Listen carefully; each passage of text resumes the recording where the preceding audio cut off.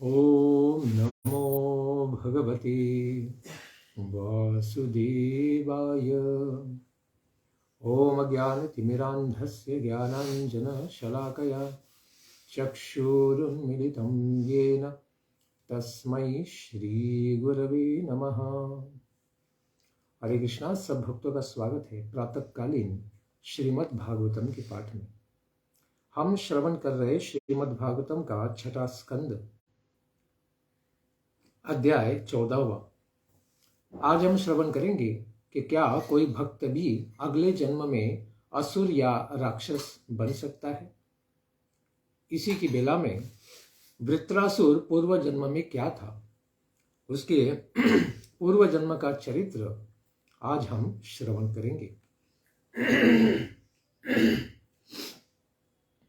परीक्षिदुवाच रजस्तम स्वभावस्य ब्रह्मन् वृत्रस्य पाप्मनः नारायणे भगवती कथमासीत् दृढ़ा मतिः। हे ब्रह्मन शुकदेव गोस्वामी, रजोगुणी तथा तमोगुणी स्वभाव वाले पापी वृत्रासुर की भगवान नारायण के चरणों में सुदृढ़ भक्ति कैसे हो गई थी। असुर होने पर भी भगवान की भक्त का ही सुहृदय उसने किस प्रकार से प्राप्त कर लिया था। क्योंकि वृत्रासुर ने युद्ध की बेला में ज्ञान और भक्ति को जो प्रकाशित किया और इंद्र को भी उपदेश किया था। इसी के उपलक्ष्य में परीक्षित महाराज पूछते हैं कि हे शुकदेव गोस्वामी, ऐसे वृत्रासुर के पूर्व जन्म का वृत्तांत कृपा करके विस्तार से बताइए। 14वें अध्याय में तो कष्ट से प्राप्त पुत्र के मर जाने पर पुत्र के प्रति अत्यंत स्नेह होने के कारण किस प्रकार से अत्यधिक शोक का अनुभव होता है, इसका विशेष वर्णन हमें वृत्रासुर के पूर्व जन्म की कथा में श्रवण करने को मिलेगा। परीक्षित महाराज आगे कहते हैं, देवानां शुद्ध सत्वानां मृषीणां चामलात्मनां भक्तिर्मुकुंद चरणे न प्रायेणोपजायते। देखा जाता है कि शुद्ध सत्व संपन्न देवताओं और अमल आत्मा ऋषियों की भी श्री भगवान के चरणों में प्रायः भक्ति नहीं होती है। देवता भी अत्यंत भोग ऐश्वर्य में और सत्वगुण में फंसे होने के कारण भगवान की निर्मल भक्ति को प्राप्त नहीं करते हैं, और ऋषि या सिद्धगण भी योग सिद्धियों को तो प्राप्त कर लेते हैं, लेकिन भगवान की भक्ति को विशेष रूप से प्राप्त नहीं कर पाते हैं। तो ऐसे रजोगुणी तमोगुणी असुरों में कोई भगवान का भक्त किस प्रकार से बन सकता है। रजोभिः समसंख्यातः पार्थिवैरिह जन्तवः तेषां ये केचने हस्ते श्रेयो वै मनुजादयः। हे भगवान ऋषिवर, इस संसार में पृथ्वी के धूल कणों के समान प्राणियों की संख्या तो असंख्य है, गिन नहीं सकते हैं। उनमें कुछ मनुष्य आदि ही आत्म कल्याण प्राप्त करना चाहते हैं। संसार में कितने जीव हैं, तो कहते हैं पृथ्वी में जितने धूलिकण हैं उतने तो जीव जंतु यहाँ पर पृथ्वी पर हैं, संसार में हैं। तो उनमें आत्म कल्याण तो केवल भक्ति ही है, लेकिन इसमें बहुत ज्यादा व्यक्ति आकर्षित नहीं होते। खास करके रजोगुण और तमोगुण से जो प्रभावित है वे लोग तो बिल्कुल आकर्षित नहीं होते हैं। इस प्रकार असुर होने पर यह वृत्रासुर किस प्रकार से भगवान मुकुंद की भक्ति में लगा था, इसलिए पूछते हैं। प्रायो मुमुक्षवस्तेषां केचनैव द्विजोत्तमा मुमुक्षूणां सहस्रेषु कश्चिन्मुच्येत सिद्ध्यति। हे द्विजोत्तम, उन सबों में से कुछ ही मनुष्य आदि मोक्ष प्राप्त करना चाहते हैं। हजारों मुमुक्षुओं में जो मुक्ति की कामना करते हैं, इनमें से कुछ ही लोग गृह आदि से अनासक्त होकर तत्व ज्ञान को प्राप्त कर पाते हैं। संसार में प्रायः सब लोग काम वासनाओं में लिप्त हैं, भौतिक इच्छाओं को पूर्ण करना चाहते हैं, मोक्ष के प्रति कोई आकर्षण उनका है नहीं। इसलिए मुमुक्षु नाम सहस्त्रीषु, कोई 1000 मनुष्यों में मुक्ति की कामना करता है और ऐसे हजारों में कोई एक इस प्रकार से सिद्ध हो सकता है। गीता में भी कहते हैं मनुष्याणाम सहस्त्रीषु कश्चित् यतति सिद्धये यततामपि सिद्धानाम कश्चिन् मां वेत्ति तत्वतः।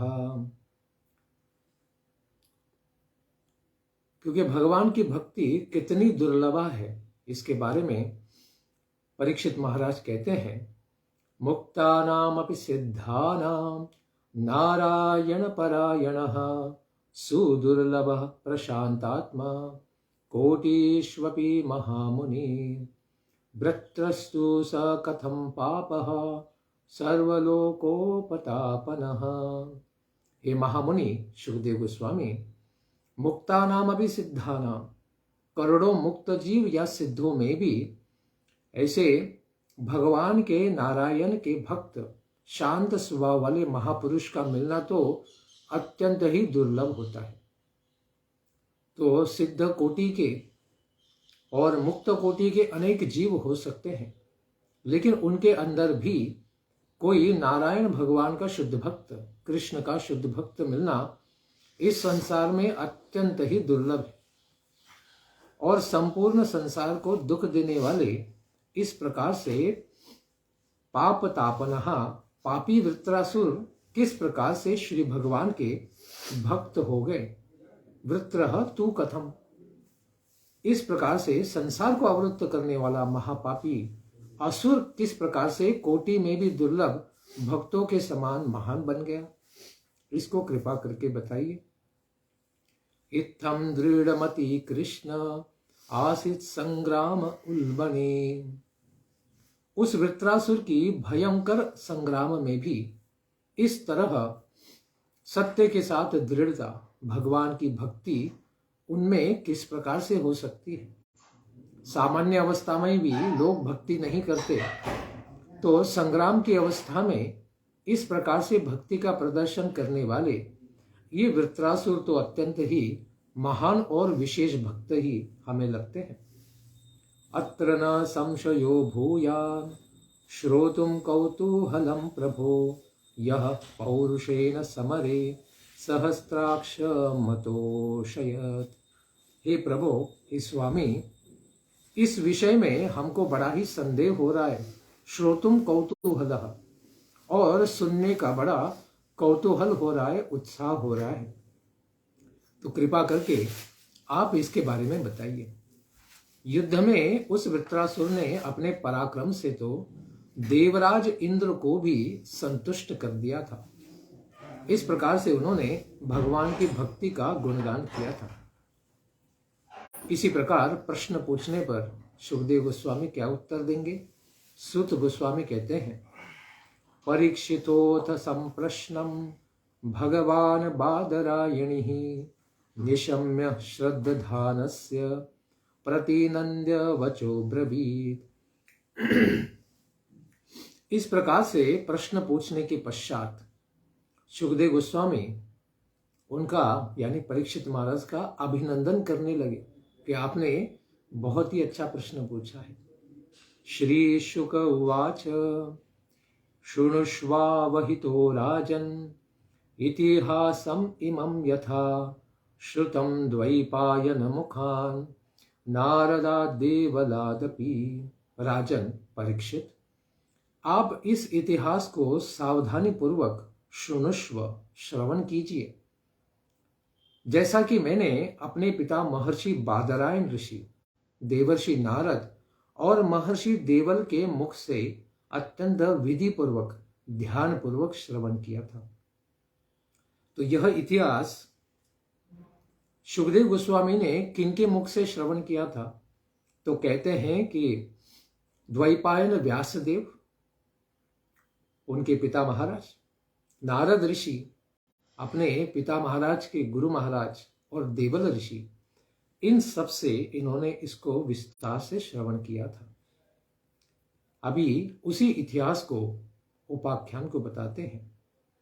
आसीद राजा सार्वभौमः शूरसेनेषु वै नृपः चित्रकेतुरिति ख्यातो यस्यासीत् कामधुग्मही।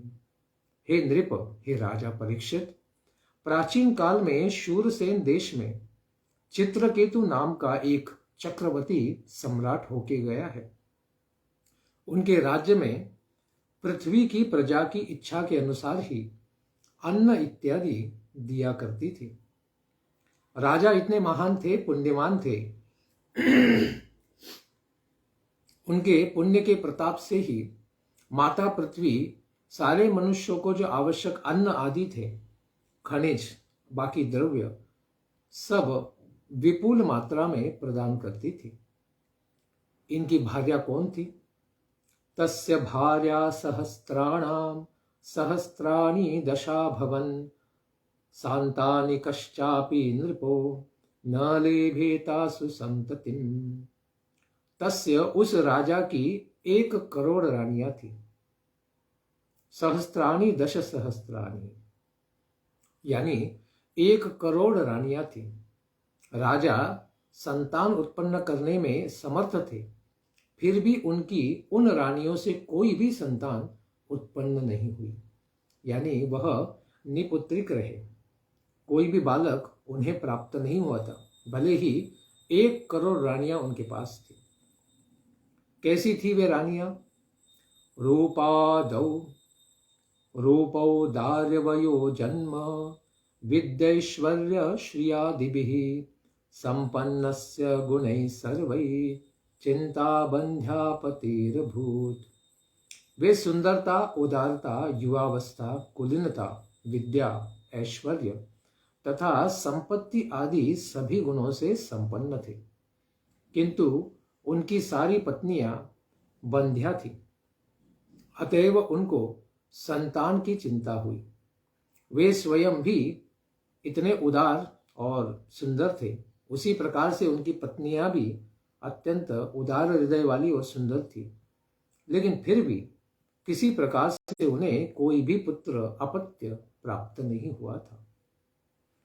न तस्य संपदः सर्वा महिष्यो वामलोचनः सार्वभौमस्य भुश्चेयम् अभवन् प्रीति हेतवः। सभी सुंदरी रानियां तथा यह पृथ्वी के चक्रवर्ती सम्राट महाराज चित्रकेतु इनको प्रसन्न नहीं कर पाई थी, क्योंकि पत्नी अगर पुत्र का कारण न बने तो वह पत्नी भी क्या होती है, पति को आनंद नहीं प्रदान कर सकती है। फिर एक बार क्या हुआ?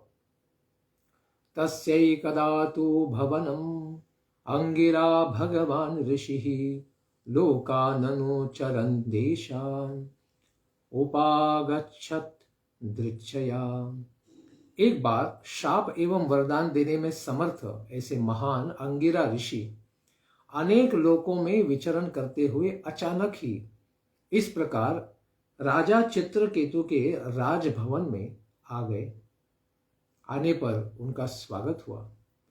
तम पूजयित्वा विधिवत् प्रत्युत्थानार्हणादिभिः कृतातिथ्यम् उपासीदत् सुखासीनं समाहितः। राजा ने उनके प्रत्युत्थान तथा अर्घ्य आदि से विधि पूर्वक पूजा की, आदरातिथ्य किया, स्वागत किया, सत्कार किया, पूजा भी की। इस प्रकार आतिथ्य को स्वीकार करने के पश्चात वे सुखपूर्वक आसन पर बैठ गए और राजा महर्षि के पास ही शांत भाव से स्वयं भी बैठ गए। महर्षिस्तमुपासीनं प्रश्रयावनतं श्रितौ प्रतिपूज्य महाराज समाभाषेदमब्रवीत्। कहते हैं कि हे महाराज परीक्षित, सन्निकट में नम्रता पूर्वक उपासीनम बैठे हुए, पृथ्वी के ऊपर ही बैठे हुए, बड़े नम्रता के कारण पृथ्वी पर ही महाराज बैठ गए। उस राजा का समादर करते हुए महर्षि अंगिरा जी ने उनको संबोधित करते हुए इदम अब्रवीत, इस प्रकार से कुछ कहा। अपि तेनामयं स्वस्ति प्रकृतीनां तथात्मनः यथा प्रकृतिभिर्गुप्तः पुमान् राजापि सप्तभिः। अंगिरा ऋषि महाराज से पूछते हैं, राजन, क्या तुम अपनी प्रकृतियां यानी 1 करोड़ पत्नियां तथा आत्मनः स्वस्ति, उन्हीं के साथ गुरु, मंत्रीगण, राष्ट्र, दुर्ग, कोश, सेना और मित्रों के साथ, जिनको सप्तभी कहते हैं, इन सातों के द्वारा सकुशल तो होना।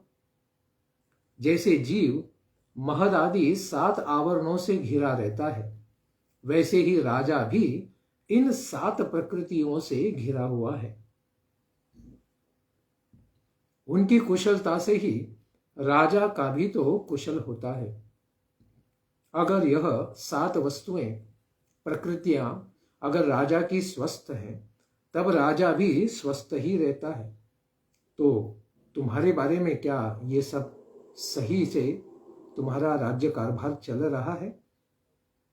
इसीलिए पूछते हैं कि प्रजा के स्वार्थ में ही तो राजा का स्वार्थ होता है। प्रजा सुखी है तो राजा सुखी है, और राजा सुखी है तो प्रजा सुखी है। आत्मानं प्रकृति श्रद्धा निधाय श्रेय आप्नुयात् राज्ञा तथा प्रकृतयो नरदेवा हिताधयः।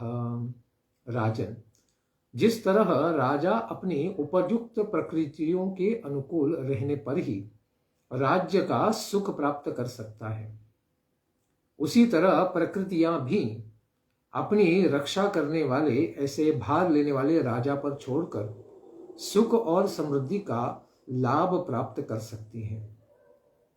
उसी प्रकार से परिवार में भी अगर पति पत्नी और बच्चों के अनुकूल कार्य करे तो वो सुखी होंगे, और बच्चे और पत्नी भी पति के अनुकूल कार्य करने से वो पति भी सुखी होंगे। इसी प्रकार से नेता और उनके ऊपर आश्रित जनों का भाव होना चाहिए। इसीलिए कहते हैं, अपि दारा प्रजामात्या भृत्या श्रेण्योऽथ मंत्रिणः पौरा जानपदा भूपा आत्मजा वशवर्तिनः। क्या तुम्हारी सारी रानियां, प्रजाएं, मंत्रीगण, सेवक, व्यापारी, अमात्य, नागरिक, देशवासी, मंडलेश्वर, राजा और पुत्र तुम्हारे वश में तो है ना? यानी तुम्हारी इच्छा के अनुसार वे लोग कार्य तो कर रहे हैं ना? यस्यात्मानु वशश्चेत स्यात् सर्वे तद वशगा इमे लोका सपाला यच्छन्ति सर्वे बलिमतीन्द्रितः। जिसका मन अपने वश में रहता है, आत्मानुवशः, आत्मा के वश में ही जिसका मन है, उसके वश में ये सभी रहा करते हैं। यहाँ तक कि लोकपालों सहित सभी लोग उसे उपहार प्रदान करते हैं। सपाला लोका अतीन्द्रितः बलिम यच्छन्ति। जिस राजा का मन और इंद्रिय नियंत्रण में है, उसके सारे लोकपाल और प्रजाजन उसी के नियंत्रण में रहते हैं और उसी को सम्मानित करते हैं, उपहार देते हैं। और जो राजा विषयों में फंसा हुआ है, उसका इस प्रकार से सम्मान प्राप्त नहीं किया जा सकता है। इसीलिए कहते हैं कि मैं देख रहा हूं, हे राजा, आत्मनः प्रियते नात्मा परतः स्वत एव वा लक्ष्ये लब्ध कामं त्वां चिंतया शबलम मुखम। मैं देख रहा हूं कि तुम संतुष्ट नहीं हो। अलब्ध कामम, तुमने अपने मन के अनुसार जो कामना है उस वस्तु को शायद प्राप्त नहीं किया है। इसीलिए तुम मुझे चित्त के द्वारा चेहरा देखकर लग रहे हो कि तुम संतुष्ट नहीं हो। तुम्हारी कोई कामना अपूर्ण है क्या? तुम्हारे मुख पर किसी आंतरिक चिंता का चिन्ह झलक रहा है। तुम्हारे चेहरे पर चिंता छाई हुई है। तुम्हारे इस असंतोष का कारण कोई दूसरा है या फिर तुम स्वयं ही हो। क्या यह क्लेश आदि भौतिक क्लेश है, किसी दूसरे जीव के द्वारा तुम्हें दिया जाने वाला क्लेश है, या फिर तुम्हारा आध्यात्मिक क्लेश है, यानी तुम्हारी शरीर और मन के द्वारा ही प्राप्त कोई क्लेश है? एवं विकल्पितो राजन विदुषा मुनिनापि सह प्रश्रया वनतोभ्याः प्रजा कामस्ततो मुनिम। राजन, यद्यपि मुनि जानते थे, फिर भी जब उन्होंने इस प्रकार से पूछा तो संतान की कामना रखने वाले राजा चित्रकेतु ने अत्यंत विनीत भाव में आकर मुनिजेवर से कुछ कहा। तो मुनिवर तो त्रिकालदर्शी है, सर्वज्ञ है। वे तो जानते हैं कि राजा परीक्षित के हृदय में क्या समस्या चल रही है। इसीलिए मुनिना एवं विकल्पितः, मुनिवर पहले ही समझ चुके थे, फिर भी प्रश्रया वनतः, प्रश्न को पूछे जाने पर प्रजा की कामना रखने वाले परीक्षित चित्रकेतु महाराज ने अंगिरा मुनि से कुछ कहा। भगवन् किं न विदितं तपो ज्ञान समाधिभिः योगिनां ध्वस्त पापानां बहिरन्तः शरीरिषु। हे भगवान, जिन योगियों के तपस्या, ज्ञान तथा समाधि के द्वारा सारे पाप नष्ट हो चुके हैं, उनको प्राणियों की भीतर तथा बाहर की कौन सी ऐसी बात है जो न विदितम, ज्ञात न हो? क्योंकि आप लोग तपस्या में सिद्ध हैं। आपके लिए क्या दुष्पार है कि आप दूसरे लोगों के हृदय की बात को, मन की बात को न भांप पाए। इसीलिए कहते हैं आप तो ध्वस्ता पापा नाम योगी नाम, आप ऐसे योगी हैं, आपने स्वयं के सब प्रकार के अमंगलों को समाधि के द्वारा जीत लिया है, तप, योग और समाधि के द्वारा। आप तो सब कुछ जानते ही हैं, आप केवल हमारा मुखमंडल देख के ही आप सब कुछ समझ चुके हैं। तथापि वो कहते हैं, तथापि पृच्छतो ब्रूयाम ब्रह्मन्नात्मनि चिंतितम भवतो विदुषश्चापि चोदितस्त्वदुन अनुज्ञयाम। हे ब्राह्मण देवता, तथापि ऐसा होने पर भी सब कुछ जानने वाले आप अगर मुझे पूछ ही रहे हैं, तो आपकी आज्ञा से प्रेरित होकर मैं अपनी मन की चिंता को आपको कह सुनाता हूं। लोकपालैरपि प्रार्थ्यः साम्राज्यैश्वर्य संपदः न नंदयत्य प्रजं मां श्रुतकाममिवापरि।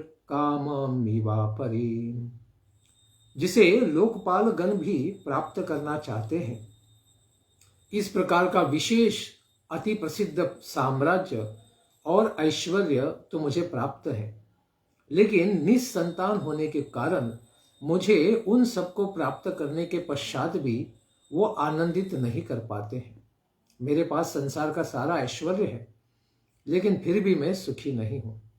जिस तरह से भूखे तथा प्यासे व्यक्ति को दूसरे भोग नहीं आनंदित कर पाते हैं, अगर भूखे को अन्न न खिलाया जाए और प्यासे व्यक्ति को अगर जल न दिया जाए और बाकी सारी सुविधाएं अगर दे दी जाए, तो वो कभी भी सुखी नहीं हो सकता है। उसी प्रकार से राजा कहते हैं, अप्रजम माम, सब कुछ है लेकिन मेरा स्वयं का कोई पुत्र नहीं है, इसीलिए न नंदयंती, मुझे किसी भी प्रकार का आनंद प्राप्त नहीं है।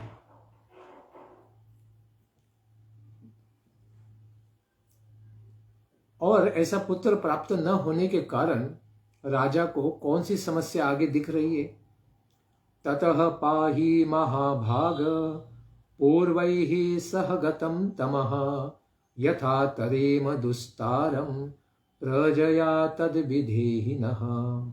हे महाभाग्यवान ऋषिवर, मैं तो बड़ा दुखी हूं कि पिंडदान न मिलने की आशंका से मेरे पितृगण भी तो बड़े दुखी ही हैं, क्योंकि पिंडदान नहीं होगा तो पितृलोक में फंसे हुए मेरे जो सारे पूर्वज हैं उन सबका क्या होगा, उनका कल्याण किस प्रकार से हो सकता है।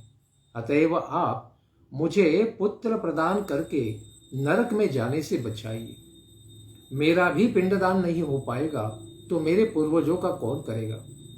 इस प्रकार से हम सब लोग पितृलोक में ही फंसकर पड़े रहेंगे। तो हम सबका उद्धार करने वाला कृपा करके कम से कम एक पुत्र का हमें आशीर्वाद दीजिए। इस प्रकार अपेक्षा करने पर क्या हुआ, सुखदेव गोस्वामी बताते हैं। इत्यर्थितः स भगवान कृपालुर्ब्रह्मणः सुतः श्रपयित्वा चरुं त्वाष्ट्रं त्वष्टारमयजद्विभुः इति अर्थितः। इस प्रकार राजा चित्रकेतु के द्वारा प्रार्थना किए जाने पर कृपालु ब्रह्मणः, अत्यंत कृपालु ऐसे ब्रह्मा जी के पुत्र भगवान अंगिरा ऋषि ने त्वष्टा देवता के योग्य चरु का निर्माण करके उनका यजन करवाया। इस प्रकार उन्होंने त्वष्टा देवता की प्रार्थना उन्हें सिखाई। चित्रकेतु महाराज के कल्याण के लिए इस प्रकार से यज्ञ का उन्होंने विधान किया। ज्येष्ठा श्रेष्ठा च या राज्ञो महिषीणां च भारत नाम्ना कृतद्युतिस्तस्यै यज्ञोच्छिष्टमदाद्विजः। हे भारत परीक्षित, राजा की रानियों में 1 करोड़ रानियों में सबसे बड़ी ऐसी श्रेष्ठ रानी थी जिसका नाम था कृतद्युति। उसी को इस यज्ञ के उच्चिष्ट भाग प्रसाद को प्रदान कर दिया गया। तो कितनी रानियों को देंगे, तो चित्रकेतु महाराज ने तो एक पुत्र की ही कामना की थी, इसीलिए उन्होंने फिर कृतद्युति को उसी प्रकार से यज्ञ का भाग देने का प्रावधान किया। अथाह नृपतिम राजन भवितैकस्तवात्मजः हर्ष शोक प्रदस्तुभ्यम इति ब्रह्म सुतो ययो। महाराज परीक्षित, उसके पश्चात उन्होंने राजा चित्रकेतु से कहा कि राजन, तुम्हारी पत्नी के गर्भ से एक विशेष पुत्र उत्पन्न होगा जो तुम्हें हर्ष और शोक दोनों प्रदान करने वाला होगा। यह कहकर ब्रह्मा जी के पुत्र महर्षि अंगिरा फिर वहां से चले गए। पुत्र तो ऐसे भी कभी हर्ष प्रदान करता है तो कभी शोक प्रदान करता है, लेकिन संसार में जीव भी इसी प्रकार से उसके जन्म के द्वारा हर्ष और मृत्यु के द्वारा शोक तो अवश्य ही प्रदान करते रहते हैं। इस प्रकार से कहने पर उन्होंने, राजा ने क्या सोचा, सापि तत्प्राशनादेव चित्रकेतोर अधारयत् गर्भं कृतद्युतिर्देवी कृत्तिकाग्नेरिवात्मजम्। सा कृतद्युति देवी, महारानी कृतद्युति, उस यज्ञ शेष के प्रसाद को खाने से ही चित्रकेतु द्वारा गर्भ को उसी तरह धारण कर लेती है जिस तरह कृत्तिका ने अग्नि कुमार को धारण किया था।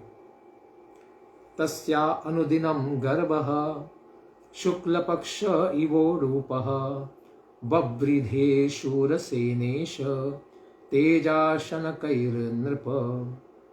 राजा परीक्षित, शूरसेन देश के राजा चित्रकेतु के तेज से कृतद्युति का भी गर्भ प्रतिदिन क्रमशः उसी तरह बढ़ने लगा जिस तरह शुक्ल पक्ष में चंद्रमा की कलाएं दिन प्रतिदिन बढ़ती जाती हैं और पूर्णिमा में पूरी तरह वह चमकने लग जाता है।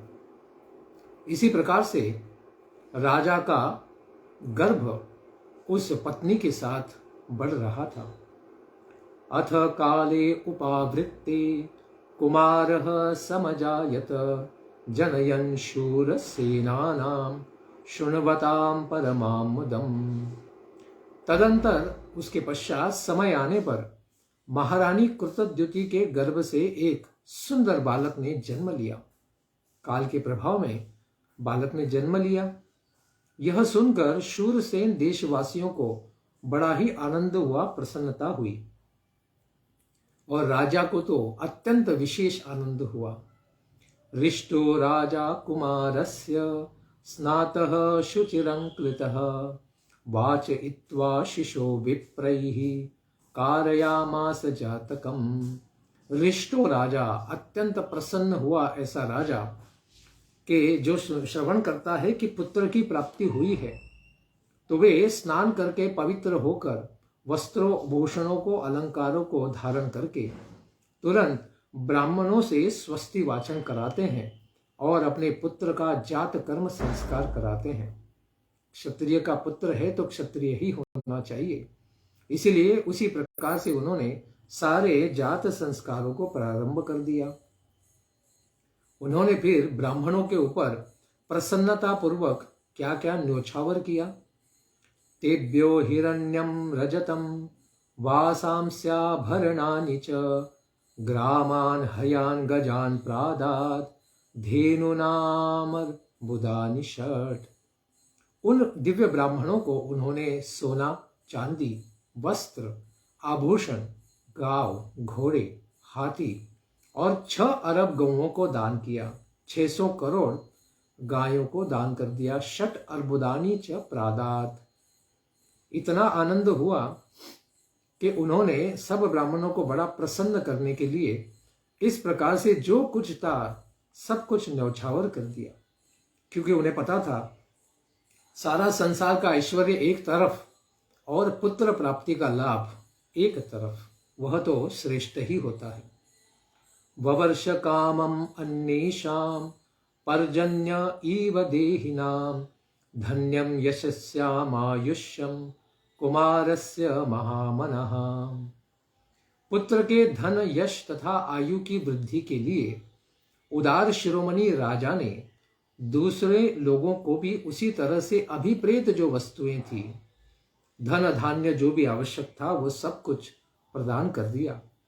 जिस तरह मेघ पर्जन्य इव कामम ववर्ष, मेघ सारे जीवों का कल्याण करने के लिए सबको जल प्रदान करते हैं, उसी प्रकार से सारे जनता का उन्होंने कल्याण किया। कृच्छ्र लब्धेत राजर्षे तनयेनु दिनम पितुः यथा निश्वस्य कृच्छ्राप्ते धने स्नेहोन्ववर्धत।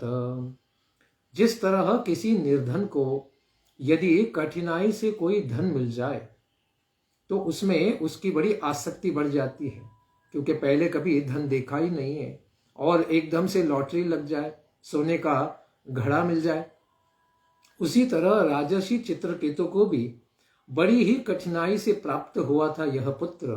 प्रतिदिन उसमें राजा का और रानियों का स्नेह बढ़ता ही गया। मातुस्त्वतितरां पुत्रे स्नेहो मोह समुद्भवः कृतद्युतेः सपत्नीनां प्रजा काम ज्वरो भवत्। माता कृतद्युति को भी अपने पुत्र पर बड़ा मोह हुआ और स्नेह बढ़ता ही गया, परंतु उनकी जो सौतें थी सपत्नी नाम, उन सौतों यानी रानियों के मन में पुत्र की कामना से और अधिक जलन होने लगी।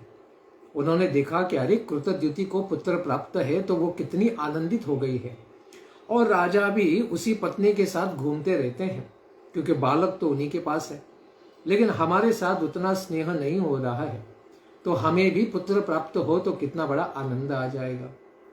इसी प्रकार से वे लोग अंदर ही अंदर जलने लग गए। चित्रकेतो रति प्रीतिर यथा दारे प्रजावती न तथान्येषु सज्जत्ने बालम लालयतोन्वहम्। अनु अहम, प्रतिदिन बालक का लाड़ प्यार करते करते सम्राट चित्रकेतु का बच्चे की मां कृतद्युति से भी जिस प्रकार से प्रेम और स्नेह हो गया, उतना फिर अन्य रानियों के बीच में नहीं रह पाया, क्योंकि पुत्र तो कृतद्युति को ही प्राप्त था, तो उसी के पास ज्यादा जाते थे और बच्चे का लालन पालन करते थे, तो बाकी रानियों के ऊपर उनका ध्यान कम होता गया। तापर्यतपन आत्मानं गर्हयन्तोऽभ्यसूयया आनपत्येन दुःखेन राज्ञो नादरणेन च। संतानहीनता जन्य दुख के कारण, क्योंकि अगर पुत्र नहीं था तो कितना बड़ा दुख था, तथा राजा के द्वारा की जाने वाली उपेक्षा के कारण, पहले तो पुत्र नहीं, उसमें भी राजा ध्यान नहीं देते हैं, इस प्रकार वे सभी डाह से अपने को धिक्कारने लगे और मन ही मन उस कृतद्युति के भाग्य के ऊपर जलने लगी। धिक् प्रजाम स्त्रियम पापाम प्रत्युश्चा गृह सम्मतम सुप्रजाभिः सपत्निभिः दासीमेव तिरस्कृताम। वे फिर आपस में आकर बातें करने लगी कि कहते हैं कि निसंतान स्त्री तो अत्यंत पापिनी होती है, तो कहते हैं स्वयं को ही टटोलती है, धिक्कार करती है कि हम सब अत्यंत पापी हैं क्योंकि हमारे पास तो कोई संतान नहीं है। उसको धिक्कार है यहाँ तक कि उसके पतिदेव का भी उसका समादर नहीं होगा, उसका पति भी उसे कोई सम्मान नहीं देगा, उसका चेहरा भी नहीं देखना चाहेगा। और संतान वाली स्त्रियां तो उस जिस पत्नी ने उस प्रकार से पुत्र प्राप्त किया है उनका तो दासित्व ही प्राप्त करना पड़ेगा। यानी अब हम सब लोग कृतद्युति की दासियां ही बन जाएंगी। इस प्रकार से हमारा अभी कोई सम्मान नहीं होगा। इसीलिए कहते हैं दासीनां को नु संतापः स्वामिनः परिचर्यया अभिक्ष्णं लब्धमानानां दास्या दासीव दुर्भगः। अपने स्वामी की सेवा करके सम्मान पाने वाली दासियों को कौन सा कष्ट है। हम लोग तो दासियों की दासी के समान उनसे भी गई गुजरी हैं और बारंबार क्या होंगी, तिरस्कृत ही होती रहेंगी। क्यों? क्योंकि अभी पति का आकर्षण तो केवल अपने पुत्र में ही होगा, तो उस प्रकार से हमारे ऊपर कोई भी अभी ध्यान देने वाले नहीं हैं। इस प्रकार से यह सौतें बड़े ही परेशान हो गई। एवं संदय्यमानानां सपत्न्या पुत्र संपदा राज्ञो सम्मत वृत्तीनां विद्वेषो बलवान भूत।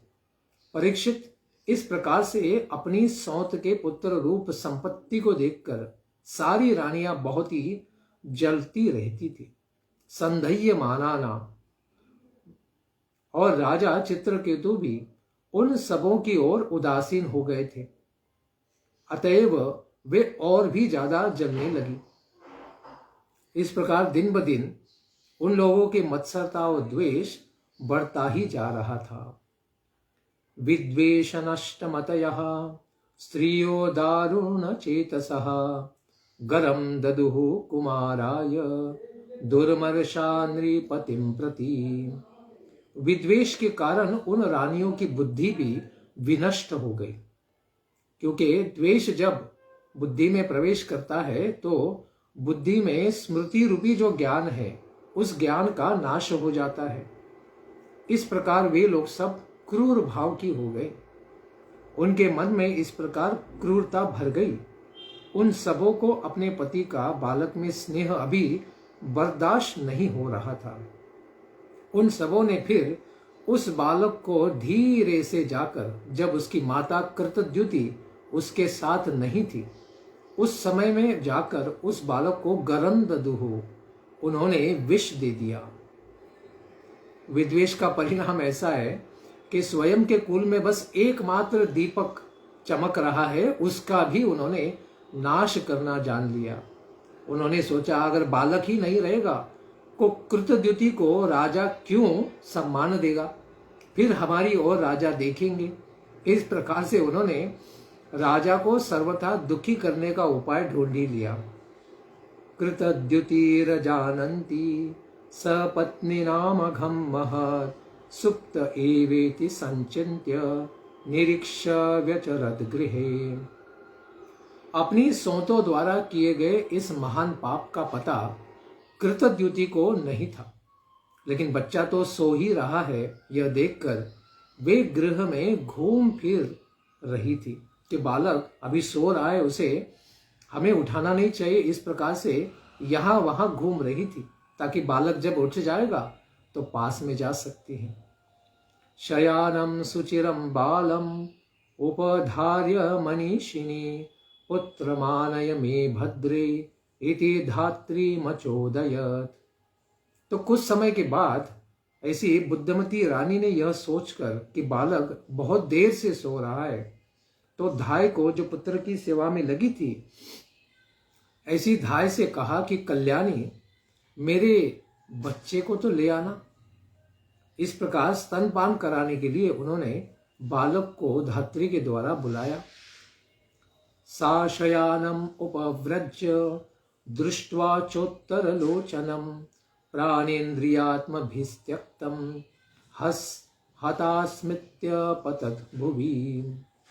सोया हुआ वह बालक इसके पास सन्निकट जाकर उस धाय ने देखा कि उसकी पुतलियां, आंख की जो अंदर की बुबुलें हैं, वह पुतलियां उलट गई हैं। उसने प्राणों को छोड़ दिया है।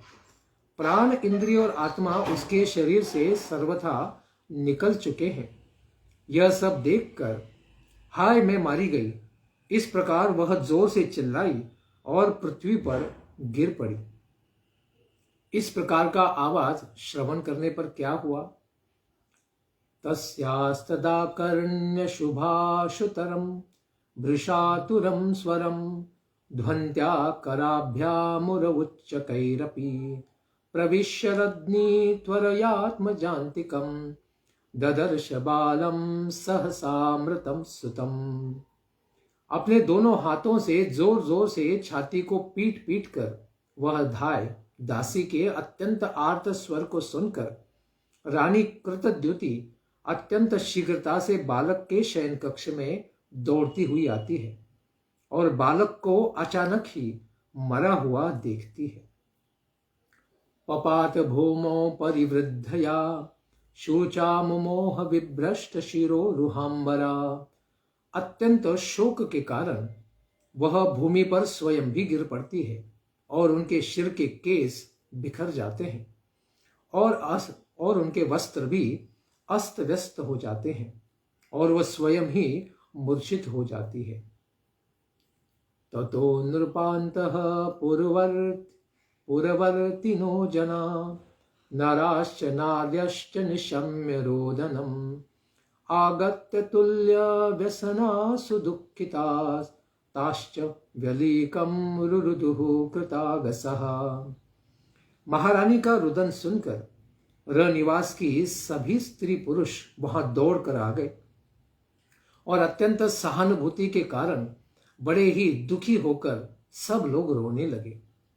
वे हत्यारी रानियां भी वहां पर आ गई और उन्होंने समझा कि अगर हम यहां नहीं रोएंगे तो हम भी पकड़ी जाएंगे और मार खाएंगे। इसीलिए सब लोग झूठ मूठ के रोने का ढोंग करने लगे। इस प्रकार राजा का इस प्रकार से श्रवण करने पर क्या स्थिति हो जाएगी?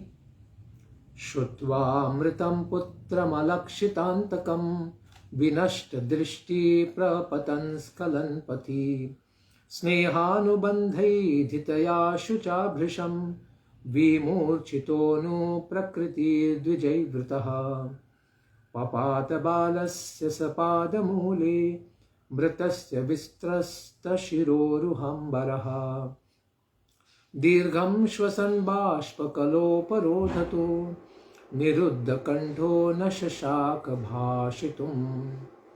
राजा चित्रकेतु को जब इस बात का पता चला कि उनके पुत्र की अकारण ही मृत्यु हो गई है, अकारण और अकाल में, तो फिर अत्यधिक स्नेह के कारण उनकी आंखों के सामने पूरा ही अंधेरा छा गया।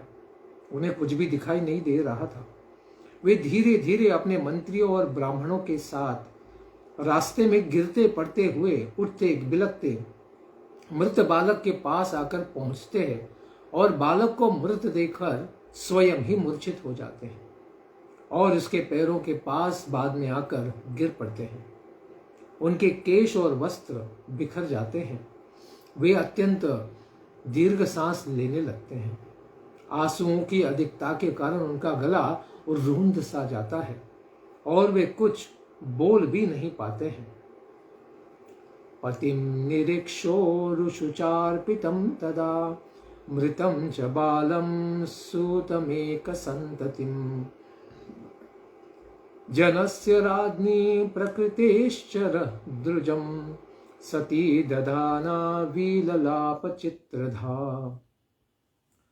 इस प्रकार अत्यधिक शोक से संतप्त अपने पति को तथा एकमात्र संतान अपने बच्चे को मरा हुआ देखकर रानी जब मूर्छा से बाहर आती है तो अपने मंत्री आदि सभी लोगों को शोकग्रस्त करती हुई अनेक अनेक प्रकार से विलाप करने लगती है।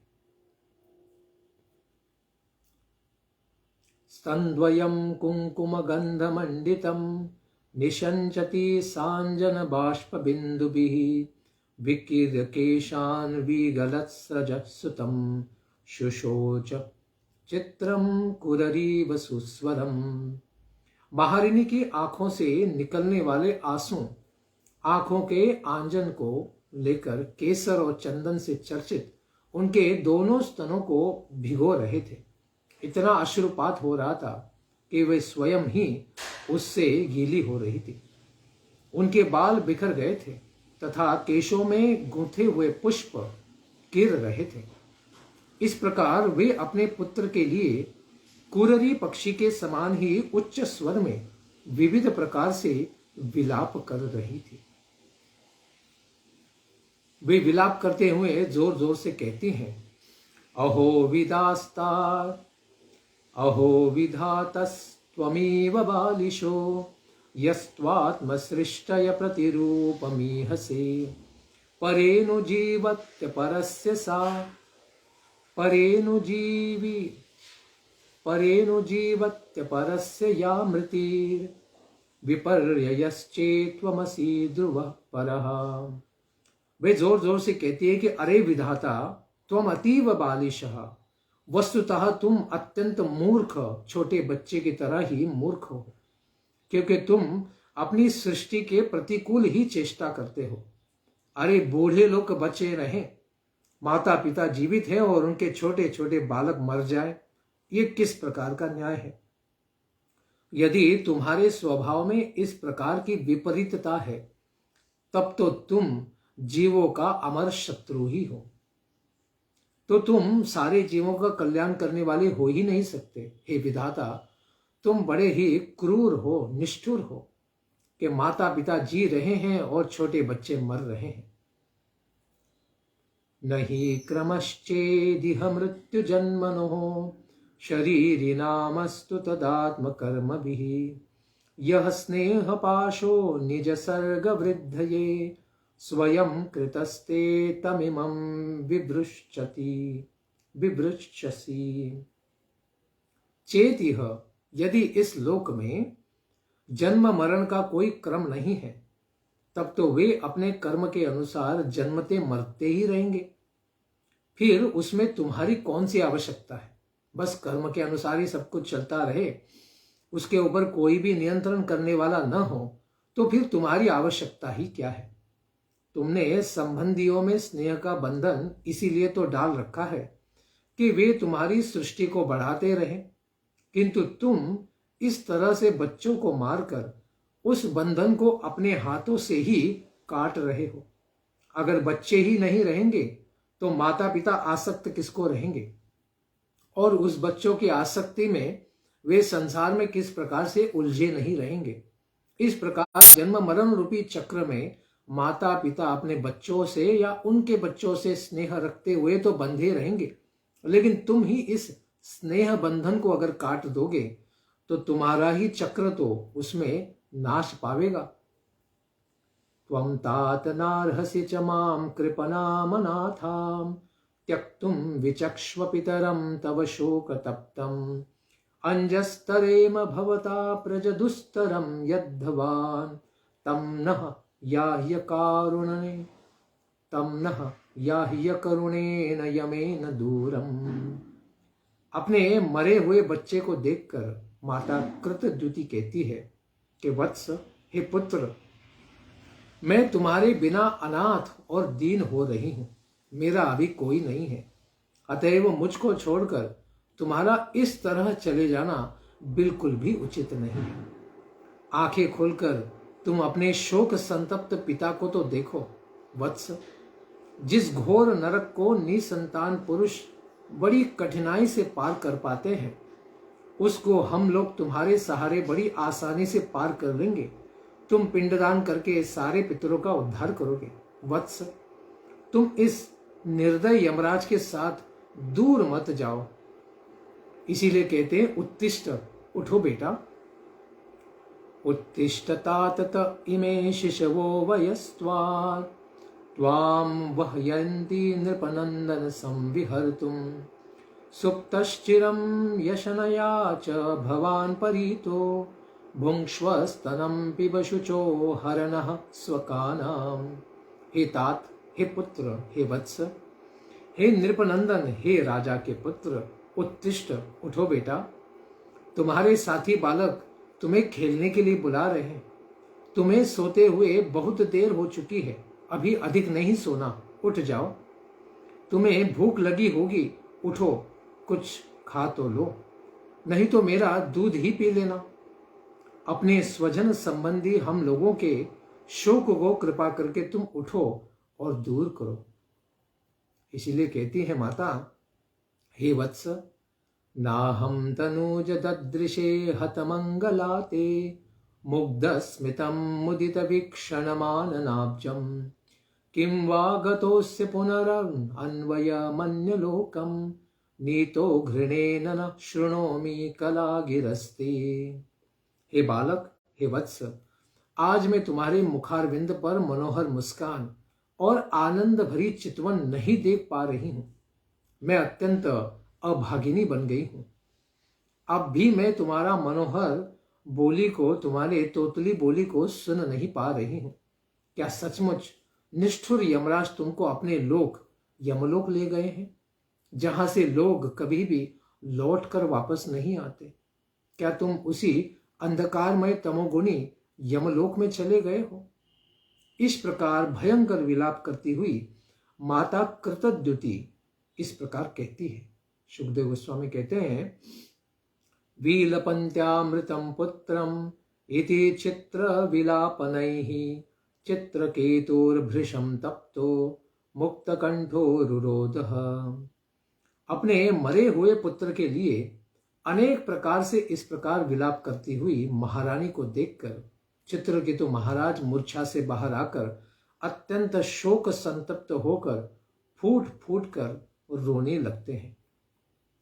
तयोर विलपतोर सर्वे दंपत्योस्तदनुव्रताः रुरुदुः स्म नरा नार्यः सर्वमासीद चेतनम्। राजा और रानी के इस प्रकार के विलाप करने पर उनके सारे अनुगामी सभी स्त्री और पुरुष भी बड़े दुखी हो जाते हैं। प्यारे, राज्य को एक ही पुत्र प्राप्त था, वह भी मर गया, अभी तो हम सब मर ही गए।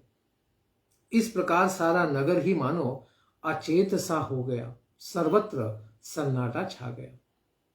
एवं कश्मलमापन्नं नष्ट सज्ञ मनायकं ज्ञात्वांगिरा नाम मुनिराज गाम सनारदः।